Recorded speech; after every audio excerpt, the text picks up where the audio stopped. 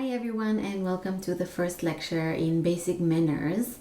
And today's lesson we are going to talk about bowing and greeting here in Korea. Let's dive in right away.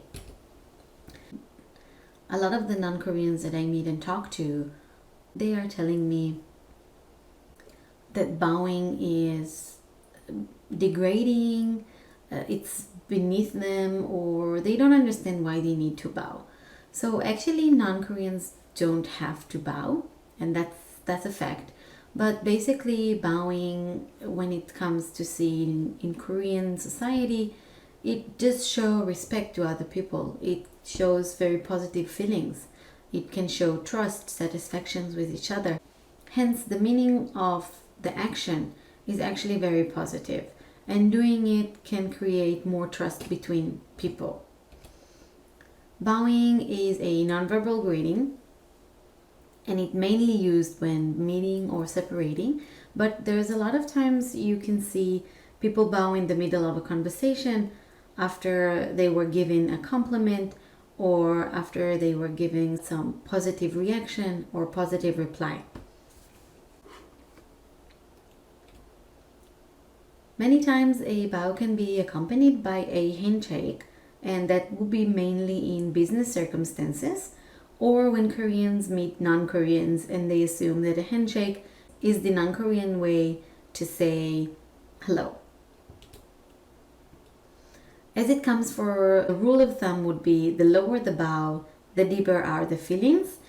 And a lot of the times you could see people are bowing almost 90 degrees to show their respect or to show some satisfaction. For a non-Koreans, there is no need to tilt your whole body if you will not like to do so. But a head nod, a slight head tilt is more than welcome. And Koreans really like it and appreciate it when non-Koreans are bowing or trying to bow or even nodding with their head. Let's take a closer look how it looks like. Great. So what do we have here? We have the manager and employees, and they are greeting each other. And there are a couple of things here that we can notice. First is that the men and women bow is a little bit different. Men usually bow with their hands straight besides their bodies, while women use their hands in front of their bodies. Another interesting thing to see is that the angle of the bow, if we see with the employees, is a little bit deeper than the angle of the manager, and that just shows their hierarchy, the hierarchy between them. Another thing that I would like to mention is usually a bow would be mutual, but not all the times. After bowing, usually we're going to have a verbal greetings, and literally the first verbal greeting and the first word that we can say is hello, and that pronounced 안녕하세요, 안녕하세요, 안녕하세요, 안녕하세요 in Korean, and it means hello. Another interesting thing about greetings in Korea, a lot of the times it will come in form of questions.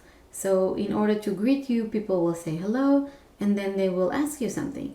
Have you had lunch? How is today's weather? Are you doing well? Those kind of questions. And another interesting thing can be in form of invitation to meet. So it's actually a greeting, but they may ask, how about lunch sometime?